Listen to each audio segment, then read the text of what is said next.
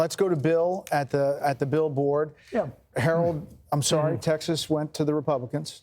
No, I just think the numbers. I'm only looking at some of the popular vote numbers and how the candidates performing with minority voters I in know urban and suburban areas. I'm just joking with you. Bill, what do you got? Go blue. Okay, so a couple things here. Yeah, go blue. What are you talking about? Michigan. We'll be at Ohio in a moment here, Harold. Hang on one second there, Bo. Okay, just want to show you this. I mean, this has got to be your target right now. You know, Fulton County, heavily populated, and a ton of votes there. Okay, that hasn't really moved. So the estimated number of votes still out is about 30%, and Kamala Harris hanging in there with 700. She's going to win the county. Okay, the question is the margin. And the question is whether or not, you know, Trump is chewing in this African-American male vote that we were talking about, because I want to come up to North Carolina. I'll show you a county. Okay, this is rural, and it's also African-American, 47% African-American. It's a small county here. It's called Anson, all right? Trump's winning, okay? What's that mean? Okay, this is Biden 4 years ago by 4 points, okay? So Trump right now flipping that county. You know, is there a minority vote out there that is helping to buoy his campaign? It's something we got to consider. Another thing I want to point out, just while I got you here, okay, guys? This is the part of the state that was racked by that hurricane, all right?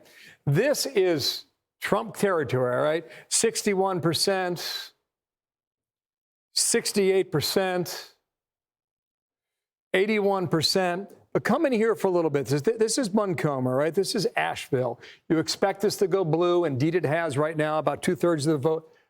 No, sorry, 60% of the vote in. She's got 2/3 of the vote right now.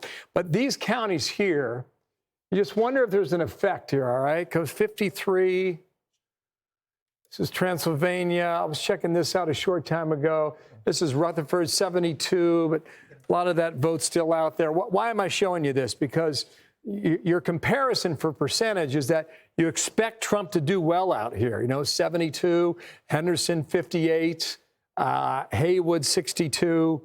So we're going to see through the night whether or not that storm damage had an effect on the vote turnout in North Carolina. Just keep that in mind as we move through the night. Also, I was just poking through here in Ohio. We saw this a moment ago based on a percentage spread. It seems like Trump is upping his number. Remember, I made the point that he won the state by 8 points in 2016, 8 points in 2020, and he was trailing there the last time we checked out the Buckeye State. But right now, the number has improved tremendously for Trump. So he's starting to track a little more toward that 8 points. And you were making the observation earlier about the Iowa poll from over the weekend, and do folks in Ohio vote like the folks in Iowa? If Ann Seltzer's poll, the Des Moines Register, had Kamala Harris win in Iowa by 3 points, a lot of people dismissed that. And if you're going to draw that comparison with Ohio, I think right now you can say that maybe Iowa's not going to go that way, but we'll see throughout the course of the night there. Bill, I think we should get a cut from the Des Moines Register. We've mentioned her like 5 times this evening. I don't think they maybe like that was something, the idea. A little something for the mention. Yeah, just because I popped it up, guys. I looked at it the first time here. Yeah, you're right about that, right? A little something on the side, a little backsheesh, right, Brett? Okay, so this is Michigan. It's the first time I've looked at it, all right? You got 10% in, all right? Look at this. Yeah. Robert Kennedy going to make a difference in Michigan? He is on the ballot. They tried to get him off the ballot. The court said, no, you got to be on the ballot. He's drawing 2,455 raw votes. Okay, now, if Michigan is that close, it's just something that we're going to have to watch throughout the night to see whether or not this is some sort of spoiler for the red team and whether or not it helps out Team Blue in Michigan so far. I'm Steve Ducey. I'm Brian Kilmeade. And I'm Ainsley Earhart. And click here to subscribe to the Fox News YouTube page to catch our hottest interviews and most compelling analysis.